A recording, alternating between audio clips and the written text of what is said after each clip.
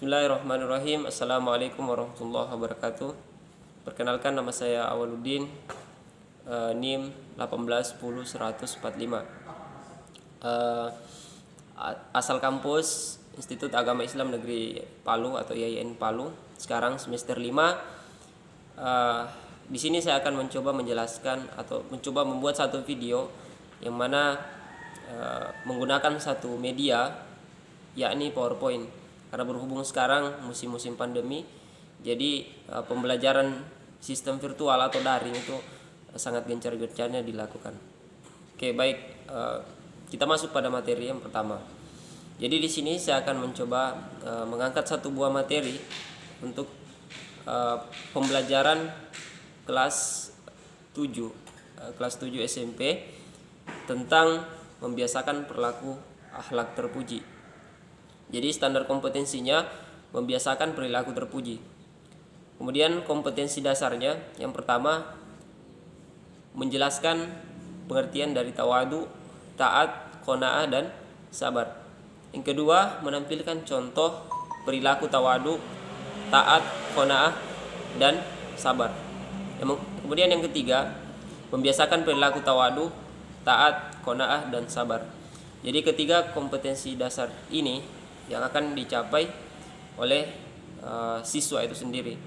Jadi yang pertama dia mampu menjelaskan, kemudian yang kedua dia mampu menampilkan contoh-contoh perilaku tersebut, kemudian yang ketiga pembiasaan, bagaimana siswa tersebut dapat menerapkan sifat-sifat tadi, mulai dari qanaah, tawadu, sabar, dan taat. Nah, itulah yang akan kita capai pada pembelajaran kali ini. Oke, baik, setidaknya ada 4 yang tadi. Jadi kita masuk pertama, apa tawadu. Jadi baik, tawadu adalah artinya rendah hati. Seorang muslim memiliki sifat tawadu akan memiliki keyakinan bahwa dirinya seorang hamba, abid Tuhannya, dan dia tidak menyombongkan diri atau bersifat angkuh kepada sesama manusia. Ia sadar bahwa sombong merupakan perbuatan yang kemudian sangat dibenci oleh Allah Subhanahu wa taala. Jadi contoh dari tawadu ini, misal dia memiliki sebuah pemahaman atau ilmunya ya bisa dibilang di atas rata-rata dari orang lain. Tapi apa yang dia lakukan orang tersebut tetap rendah hati, merasa belum mengetahui apa-apa. Itu adalah contoh kasus dari tawadu. Ketika kita ingin melihat bagaimana ciri-ciri orang tawadu, ketika dia memiliki sesuatu, dia tidak segan-segan memberikan kepada orang. Kemudian dia tidak mudah menghina, bahkan menjelek-jelekkan orang lain. Itu sifat tawadu. Dia merasa tidak punya apa-apa, tapi sebenarnya dia adalah orang yang memiliki kapasitas itu. Kemudian firman Allah tentang keharusan bersikap tawadu. Yang pertama, wala tamshi fil ardi marha innaka la tahrikul arda wala tablugal jibala tula. Artinya, dan janganlah engkau berjalan di muka bumi dengan sombong, karena sesungguhnya engkau tidak dapat menembus bumi dan tidak akan mampu menjulang setinggi gunung. Itu adalah ayat yang kemudian menegaskan bahwasannya sombong itu betul-betul diciptakan, betul-betul harus bagaimana kita bisa menjauhi sikap sombong tersebut. Karena dalam sebuah hadis dijelaskan bahwasannya siapa yang di hatinya ada setitik kesombongan, maka dia tidak akan mencium baunya surga. Itu bahayanya kesombongan. Jadi apapun yang kita miliki, anak-anak sekalian, kita tidak bisa sombong. Itu intinya. Kemudian yang kedua, taat. Perilaku sifat terpuji yang kedua adalah taat. Apa taat? Kita ketahui secara definisi, taat merupakan sikap tunduk dan patuh kepada yang memberi perintah. Umat Islam diperintah untuk taat kepada Allah dengan 3 perkara. Itu yang pertama, taat kepada Allah, taat kepada Rasul, dan kepada pemimpin. Sebagaimana dalam surah An-Nisa dijelaskan, ya ayyuhalladzina amanu atiullaha wa atiur rasul wa ulil amri minkum. Jadi Allah memerintahkan agar senantiasa taat dan patuh terhadap syariatnya. Jadi apa syariatnya? Ada 5. Apa yang misal yang pertama, kita harus taat kepada Allah. Caranya kita jalankan perintah-perintahnya, misal mengerjakan sholat, mengerjakan puasa, kemudian zakat. Jadi itu semua adalah syariat atau perintah yang kemudian harus ditunaikan oleh seorang hamba. Kapan hal itu tidak ditunaikan, maka hamba tersebut dikategorikan sebagai orang yang kemudian tidak taat atas perintah-perintah Allah Subhanahu wa taala. Jadi dalil ini dalam Quran surah An-Nisa juga ayat 59 dijelaskan bahwasannya ya ayyuhalladzina amanu atiullaha wa atiur rasul wa ulil amri minkum. Wahai orang-orang yang beriman, artinya taatilah Allah dan taatilah Rasul Muhammad SAW dan ulil amri. Ulil amri itu siapa? Ulil amri adalah pemimpin atau pemerintah yang kemudian mengajak kita untuk taat, yang kemudian bisa kita ikuti arahan-arahannya.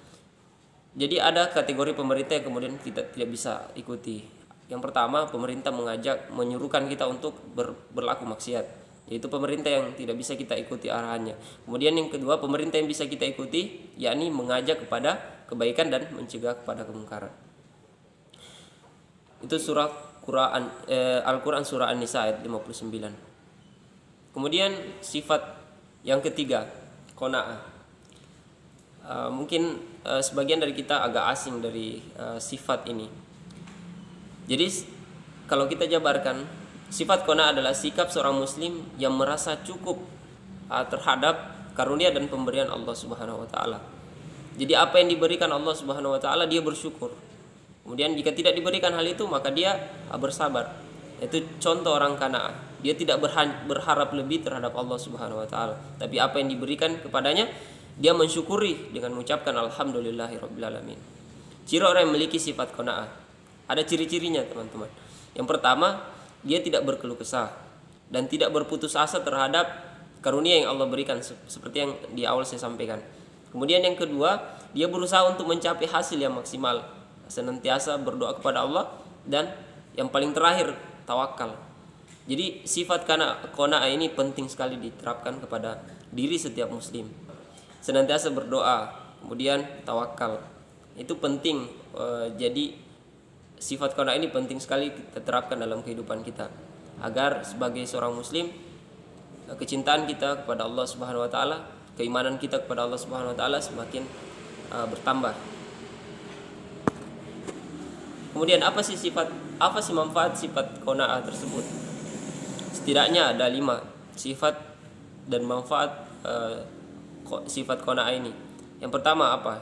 Membuat hati tenang dan bahagia. Kemudian yang kedua, menumbuhkan sifat optimis pada masa depan. Kita berkeyakinan bahwasanya segala ketetapan Allah Subhanahu wa taala, segala apa yang kita jalani di dunia ini itu sudah ditentukan oleh Allah Subhanahu wa taala. Jadi kita optimis menjalani kehidupan ini. Kemudian yang ketiga, menjadikan diri tidak sombong. Kemudian yang keempat, akan disenangi oleh orang lain. Jadi sifat qanaah ini akan disenangi oleh orang lain. Kemudian yang terakhir, yang paling penting teman-teman sekalian, dari sifat qanaah ini kita akan mendapatkan cinta, dan sebaik-baik cinta adalah cinta Allah Subhanahu wa taala. Kemudian yang terakhir, sabar. Mungkin teman-teman sekalian, kenapa kita harus bersabar? Apa konsekuensi dari sabar?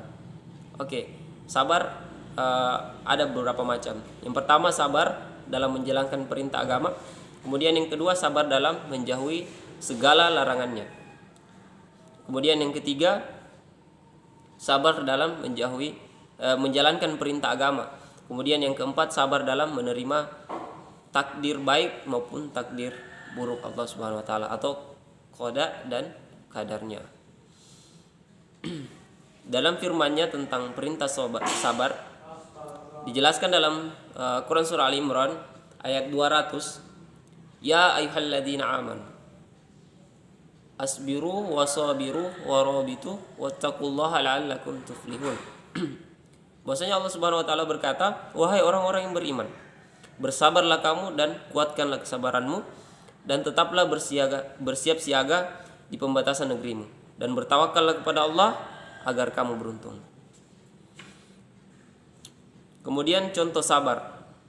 Kita ketahui sebagai seorang muslim haruslah bersabar ketika menghadapi kesenangan dengan tetap menyadari bahwa seluruh nikmat itu datangnya dari Allah Subhanahu wa taala. Begitupun ketika menghadapi kesusahan, seorang muslim harus tetap menyadari bahwa kesusahan merupakan ujian dari Allah agar kita tetap dapat mengingat Allah Subhanahu wa taala. Jadi itu pentingnya bagaimana kita sebagai seorang muslim harus bersabar. Jadi pada kesimpulannya dari keempat sifat akhlak terpuji tadi itu harus kita betul-betul terapkan dalam kehidupan kita. Karena jaminan Allah Subhanahu wa taala untuk orang-orang yang kemudian memiliki sifat terpuji adalah tempat kembalinya sebaik-baik tempat, yakni surganya Allah Subhanahu wa taala. Baik, itu video singkat dari saya, video pembelajaran dari saya. Bila mana ada kesalahan dan kekurangan, kesalahan datangnya dari diri pribadi dan kebenaran datangnya dari Allah Subhanahu wa taala. Wabillahi taufiq wal hidayah. Wassalamualaikum warahmatullahi wabarakatuh.